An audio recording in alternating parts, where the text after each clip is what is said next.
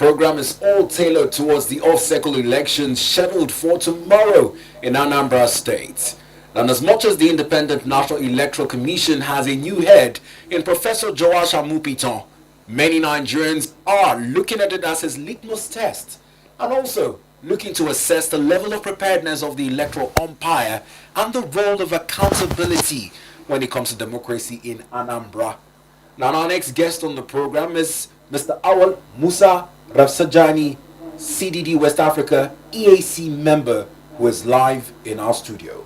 Good morning to you, sir, and welcome to the program. Good morning, and good morning, viewers. Now, it's quite interesting when we look to evaluate INEC's preparedness and democratic accountability in Anambra. Yesterday in Oka, we saw distribution of sensitive electoral materials. My colleague had also talked about the role of security forces in ensuring peace during the conduct of the polls. But looking at the INEC, who seems to be key and crucial in this discussion, how would you evaluate their level of preparedness?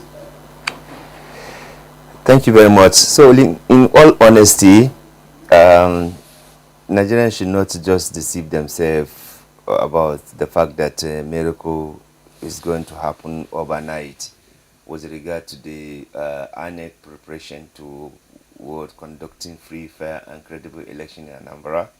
This is because the new leadership just came in. The INEC new chair of INEC has not fully settled to even understand and apprehend the environment, in which he can actually help to conduct free, fair, and credible election. Secondly, because already before he came, a lot had been done in terms of either misinformation, either manipulation, either conscious, deliberate, attempt to ensure that certain things are manipulated. So, therefore, Nigerians should not expect miracle overnight. However, his ability to ensure unbiased and professionalism in the conduct of this election will make it different. Secondly, if the Nigerian security did not, do the usual allegation of ensuring that it is only the Abuja that will, take directive to ensure that they favor whoever what the federal government candidate is. If they do not do that, then possibly you will also see something that may happen. Also, if the excessive use of money is curtailed, and that in terms of voter inducement? In terms of voter inducement, because let's face it, many people are not interested in this election simply because of the violence. The atmosphere is tense, and people are not feeling safe because of, what Anambra is. Even before the ongoing crisis with the Nnamdi Kanu, it has always been a very volatile place. Remember the days of Ngigi and all of those things. That scenario has not changed. In fact, it actually deepened, So the people, the voters are scared, many of them.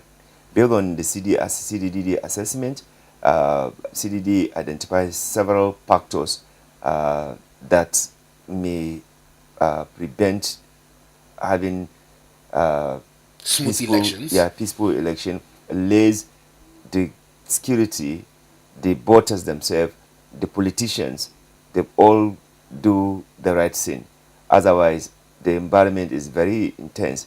Even though now, for the federal government, it has a very big trouble of responding to the international attack or pressure. So probably, maybe the attention of the federal government may not necessarily be focused 100% in Anambra, because they are trying to do everything possible to, explain to the world, especially the United States government, who has accused Nigeria of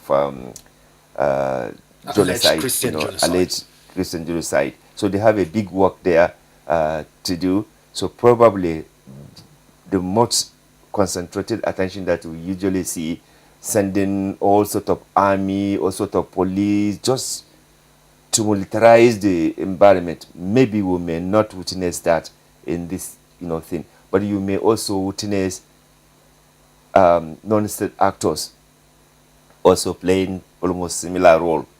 So, and that is the danger, because the voters may not feel safe. And this antagonism between Anglican and Catholic, is also very prominent in Anambra. If you are not from one of these dominant sets, you're also not likely to go anywhere. And in particular, it has been historically, politically, the two, sect, they have aligned themselves with the politicians. So that is also another factor that maybe perhaps you will see it playing.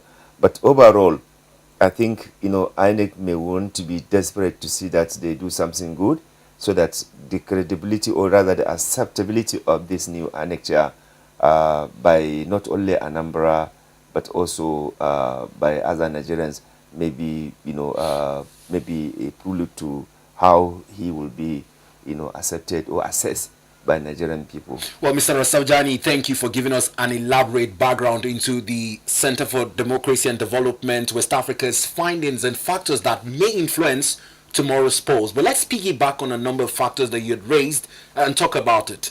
Because for the INEC, regardless of who is the current head, the most senior director, Agbamuche Mbu, who handed over to Professor Joash Amupiton, had said that all the foundation had been laid and this should serve as a smooth takeoff for the new INEC chairman. However, we're looking at the body language from INEC and the electorate. INEC say that PVC collection is at 98.8% by voters who are intended to partake in tomorrow's election. You'd raised the question of voter apathy. Do you think that despite this massive number of PVC collections, the turnout might not be as envisioned by the INEC? Well, as long as the atmosphere of violence persists, definitely people will not want to come out to be killed or to be attacked. Because, like I said, Nigerian politicians, they don't learn lesson. They don't want any peaceful process that will enable people from different political background or interests to come and exercise their fundamental and constitutional right. So why do you say so, sir? Because we see a body language from them where they gather around the table and put their signatures to the peace accord, which was done just a few days ago. There's no, in fact, in the last, 4 election cycle in Nigeria, there has always been, both at local and the national level, there has always been such kind of gentleman agreement. But at the end of the day, you see what people do. Look, as long as this desperation of control and taking over, which is not for the public interest, it is just for some few people just to continue to siphon public interest. As long as that factor is there, you would see people will hire machineries. They will empower machineries to do what is not, supposed to be done. So I think, first, what CDD has done is to engage in terms of voter education, to discourage electorate from engaging in any, violence, to discourage them from, engaging in any vote buying, because the vote buying is selling your right, because when you collect the 2,000, 5,000, you have lost your right for the next 4 years. For the next 4 years. So CDD has been very active, working with various, groups in Anambra to conduct, this kind of sensitization, so that, the election would not be as violent, as commercial, as it used to be. We must commend CDD on that. Yeah. But my question is on the technicality of undue voter inducements. The political class seem to have found a very, would I call it a very subtle way of inducing them. Not like we see outrightly going to the polls to exchange money for votes, but we see promises of whichever local government has the highest number of votes to receive several millions of naira. Is that technically vote buying, or how does vote buying differentiate across different stratas of society. So there are a number of ways in which they do this vote buying, and like you said, it's not all the time that you now see them physically bringing the money. They do gentleman agreement.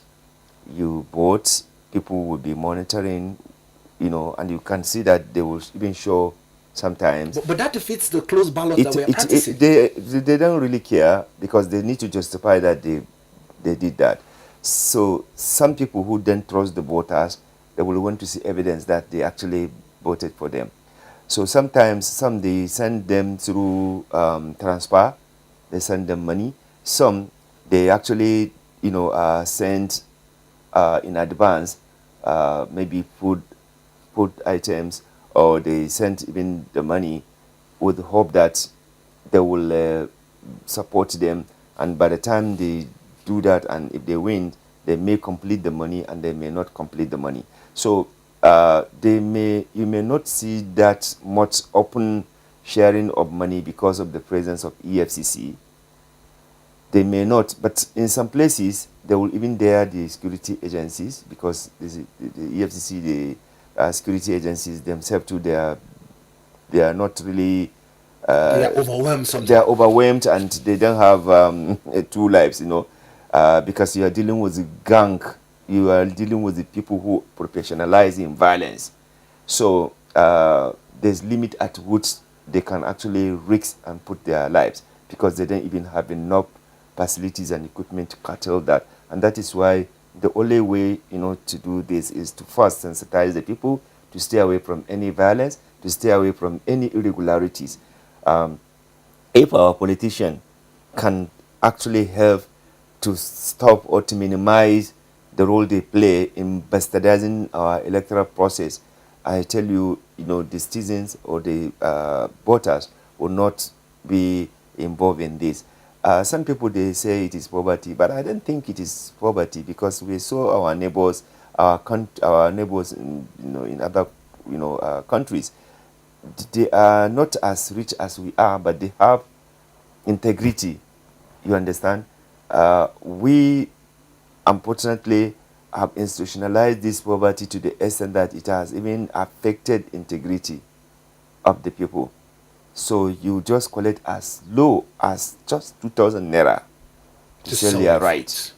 And that is what some politicians are doing, weaponizing poverty, depriving them decency of life, depriving them means of livelihood, so that they will continue to use them as stocks. They will continue to use them to come and vote. And after they vote, that is the end of the relationship. So for those ones, they arm them with arms, because the arms you see today is courtesy of some wicked politicians. They provide these arms to these guys purposely for election. After the election, these guys, they still have the arms, and the people who won the election, they have no business with them. So they are now left with the arms, and therefore they have to use it to survive, unfortunately, sadly. And this is because the perpetrators of some of these things usually are from the ruling party in the state. The opposition political parties, they also do this sometimes balance of terror. But because the Attorney General of the state is the one, if there's electoral violence, that will prosecute those who were involved, the Attorney General usually will not do that, because usually, allegedly, they are their people. So he will not, or she will not do that. And that is why we have been advocating for, special court that will deal with electoral violence. Otherwise, if you continue the way it is, they're not going to prosecute their people who they have sponsored. Thank you very much, Mr. Rafsanjani. You've brought us to our concluding segment on this discussion, which is the need for democratic accountability in Anambra and beyond in all elections in Nigeria. Now, it's happening at a crucial time when the National Assembly is debating on electoral amendments to the Electoral Act of 2022. You've mentioned one of the recommendations, special courts for electoral offences. People are talking about a National Electoral Offences Commission. But beyond that, with the existing laws, some Nigerians are even worried that we have not been able to enforce them. in terms of those found culpable of election violence, those who have been arrested over time engaging in voter buying, news about their prosecutions and penalties have not really been so much publicized, and even punishment in terms of disqualifications of the parties who are involved in these issues. What do you make of this development? I just told you that they will not punish themselves. They will not sanction themselves. So the system, the Nigerian people must rise to demand fundamental changes. Whatever the imperfection that you find in INEC in the last 15 years, we have made progress as a result of consistent advocacy of civil society like CDD, to ensure that we revolutionize the electoral process in the country by introducing technology. It started with Jega, and then Mahmoud, the last INEC chair, came to ensure that we have, introduced technology into the election. You remember before the printing of thousands of ballot paper, more than even the accredited or registered voters in some of the election, it happens. Now, if you have to be one man, one woman vote, and there are several features that need to be, confirmed that you are the actual person. So if we continue to institutionalize INEC and bring in this new innovative system, and that is why in the new electoral amendment debate, we are insisting that the use of technology must be part of the law, so that the Supreme Court will not do what they have done to just say that it is just like an option. Now we want to make it to be part of our law, so that nobody will just do whatever he likes. We have at least eliminated number of irregularities in the process of voter registration and also conducting the election itself. But we need to do more to bring in this new innovation that will prevent and make it difficult for the riggers. Now, in our quest to achieve credible polls and ensure accountability in them, the European Union has also deployed over 600 observers to be a part of tomorrow's election. What can we deduce from that, and how does that help shape our image globally?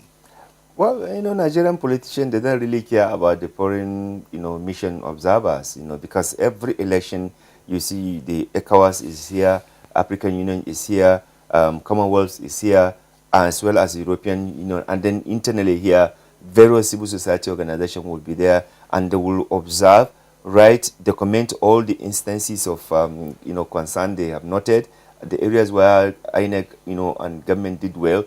They pointed out areas where there's need to, to strengthen, whatever gaps or lapses. But do they care? Hardly they mainstream those in. If the report of the observers is being fully taken in Nigeria, I tell you, by now we would have had tremendous improvement in those areas that consistently continue to happen in Nigeria. First, there's no even level playing ground, in the political parties. It's manipulated, controlled, in a situation whereby there's no internal democracy in the party. The president has already been, for example, endorsed by people. So the question of party primary may not even happen. At the state level, the governors also dictate who becomes, a successor, or even who becomes even councillor. They dictate everything. So there's no internal democracy in the process, and that's part of the reason why you see so many people go to court, because the irregularities in the convention, in the party primaries, convention are there, and they are not learning any lesson.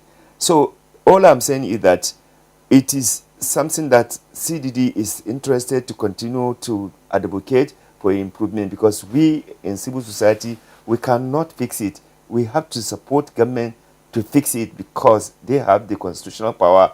Ours is to support them with the credible data and information, as well as support government to create awareness for peaceful conduct of election, for ensuring that the parties themselves, they behave responsibly, for the security agencies to be neutral, for the INEC itself to conduct in the atmosphere that is with the integrity, and then also for the judiciary not to be collecting the mandate of winners and give it to people who did not win. Because part of the challenge in Nigeria, and that is why many Nigerians are losing confidence, that all that some people do is to just wait You do the election, the person will win the election, and they will just connive, go to court because of corruption in the judicial system. Some people, some judges, we learn allegedly, they even pay bribe to be in the election tribunal, because once you are there, you have become a rich person, because the corrupt politician will bring money for you to manipulate the system and collect mandate of somebody who legitimately won and donate it. And that is why we have been calling for judicial reform, because if Nigerians continue to lose hope and confidence in our judicial ability to be fair, then you are calling for anarchy, and that's not what we want. This democracy must be consolidated, and if you really want to get out of this quagmire, lose of confidence, lack of public participation, lack of accountability, lack of good governance in the system, and even the security of Nigerians, then you just have to have elite consensus to agree to stop this nonsense that is going on, that is damaging the reputation of this country. Today, we are on the international spotlight because courtesy of security corruption, courtesy of judicial corruption, people are attacked and killed, and commission of inquiry will be set up, recommendation will be put together. Nobody is going to do anything. So the impunity continues. And now when the international community, whether rightly or wrongly, they talk about it, we started getting jittery. Do the right thing.